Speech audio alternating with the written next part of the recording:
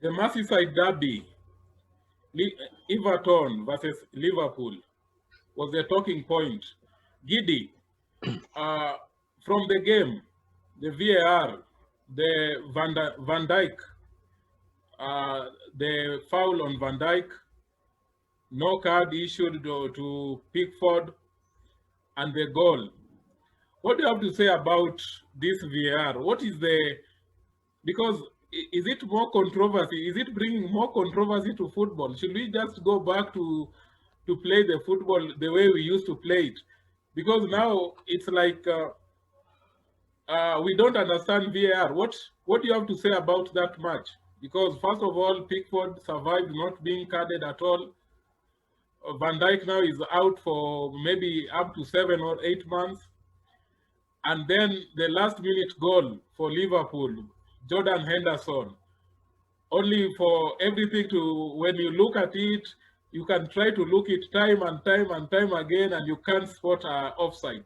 So, Giddy, what do you have to say about that match? Yeah, I think if I talk about the match generally, I'll come to the VAR decisions. The match was really poised to be a very difficult match for both teams because I know for sure Everton are on the upward trajectory, and they were expected to really put a shift in that game, which they did.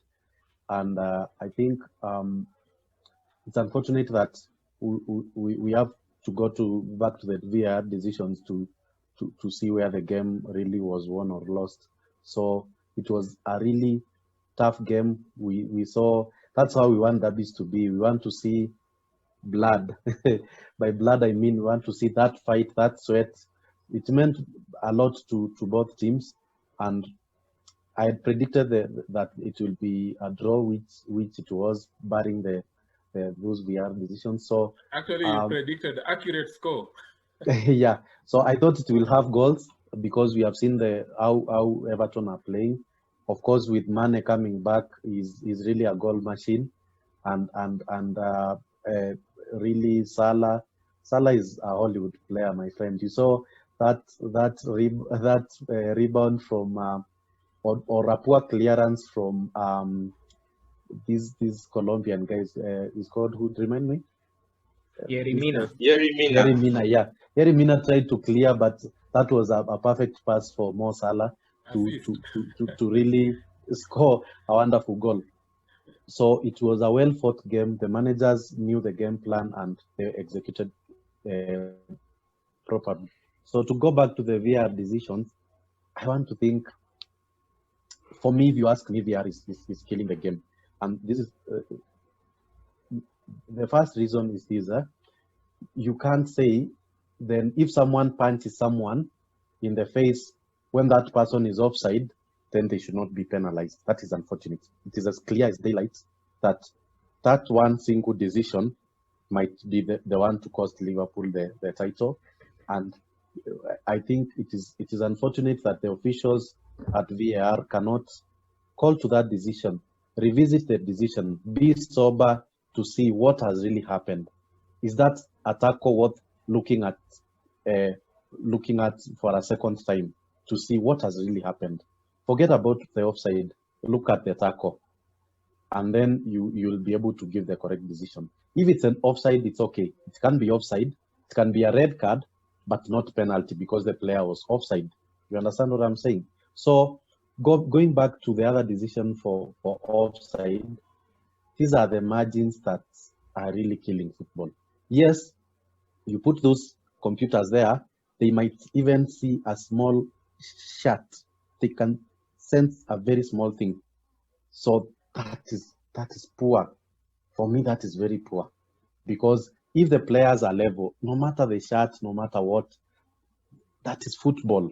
You give the advantage to the offensive player. You don't give advantage to the defensive player in those offside situations. So for me, if you ask me clearly, a straight answer, we throw VAR out of the window. We continue the way we are. We only maintain goal line technology. I'll go with that. Number two, the quality of the officials. The English game has had the poorest of officials that I've seen because clear decisions. How do they miss those decisions? What are they paid for? You understand? That's what you're asking. As a fan, and I really understand where Liverpool fans are feeling right now. Of course, as a Arsenal fan, I would say when we were denied that red card when Mane punched Karen Tierney, we should have been sent off. Let's be consistent with these decisions. So, in that regard, I won't be so sympathetic because they normally say that at the end of the day, the decisions will even out. But it was poor, poor, poor. We should have better decisions because the VAR came in to correct those clear and obvious errors.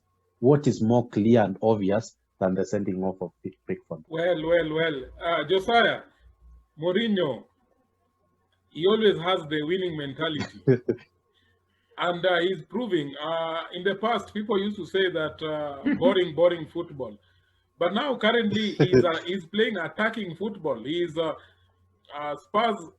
It's, everybody wants to watch Spurs playing because when you see Spurs playing, you are assured of 3, 4, 5 goals. They started well. By the 16th minute, it was 3-0 up, and everybody started saying Spurs are title contenders. Actually, where I was watching the match, everybody was saying these team people are not looking at it. But shocking, second half, 3-all. West Ham comes from nowhere and equalized the last 10 minutes. Do you think Spurs are title contenders? And based on the last fixture, For me, I know this man really well because he was my manager for United. So I know that sometimes things don't work out for him. Mostly not because he doesn't have a plan, but I sometimes think some of the players just don't get or grasp what he wants. And I think that game was a clear indication of that and some bit of luck that worked towards West Ham, though I have to give credit to West Ham for their performance. If they're title contenders, I honestly believe they are because of their squad depth and their manager, who is a winner, who has won before. They can contend for it. They will, but knowing Mourinho also, he wants any cup, any single cup. If it will jeopardize his if trying to win the Premier League will jeopardize his Europa League probably trophy, which would be easier to clinch because of the kind of competition there, or probably a Carabao Cup. I think he would let some of this go. But honestly speaking, with the quality that they have, I think they are going to do well. I am actually threatened by them because, again, let's go back to the fact that it is his second season, and he always does well in his second season. But even when I was predicting that game, I was more inclined to a Spurs win for a 3-2 because I knew that West Ham have found a way of winning. You had Mourinho saying that Suchek is the new Fellaini, and Moyes has just a way of winning games with that kind of system. So it was going to be a difficult game. I was actually surprised to start with that they were 3-0, but I was more surprised that a Mourinho team would let a 3-0 scoreline go to waste like that. But also remember that Bale lost a very good chance. If he scored that, things would have changed. And back to my point that I always believe that these days winning is very small margins. If you make a small mistake, probably selection, an injury or something might cost you a game. So this is a game of very small margins, and those small margins dictate everything. So for me, I'm not surprised anymore by the Premier League. Having been clobbered 6-1 recently, and then going to win a 4-1, and another time I got a goal after full time, I wasn't shocked that that happened against Tottenham. I'm not even shocked. I expect anything in the Premier League. Ron, 2016, Leicester, they started bit by bit, going places, collecting points, going places, collecting points, and the big six were staggering. It's happening again. Aston Villa, the team that was almost relegated, after 4 games, 100% score. And if you look at the fixtures they've played, quite reasonable fixtures. They started with Sheffield at home. They scored 1-0. They went away to Fulham 3-0. The big one, crushing Liverpool 7-2 cricket score. They went, this time they visited King's Power Stadium, and they scored last minute goal. Are we likely to see a 2016 repeat in form of Aston Villa or Everton? What do you have to say about this Aston Villa? Yeah, Aston Villa, they are looking very, very good. Personally, I was surprised by them winning that game, but with seeing the team sheet with Vardy off, probably you would give them a chance because Vardy is a starman for Leicester.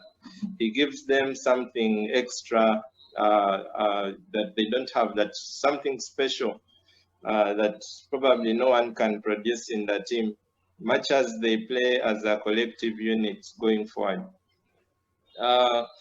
Surprised by the way Villa are playing, but I talked about Villa as one of the sides that had done very, very shrewd business, and that was before even they got in Barkley.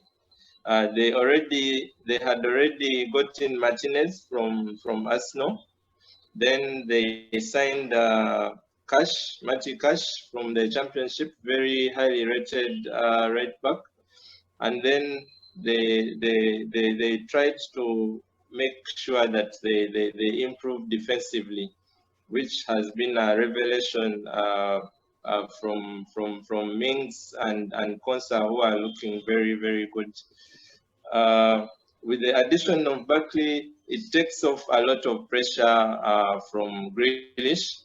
They really put a lot of pressure on Leicester.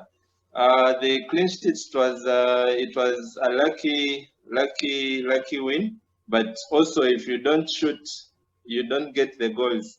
Barkley is capable of doing something like that. He loves shooting, and as a Chelsea fan, it is very good when you see one of your loanees doing good work. He's looking like the part now as an improved player, probably something he needed. And also Villa, it puts a lot of pressure off Grealish, because when you see Aston Villa, Grealish has been like Mr. Aston Villa. Without him, they don't look the part. But with him in and McGinn also playing well, Barkley is playing well, and Oli Watkins. So it's a team with a lot of a threat, which is looking very good. I think they will be a team to watch if they can continue with that form. I don't see them as title contenders, but probably one of those dark horse teams for the European pushes if the form continues.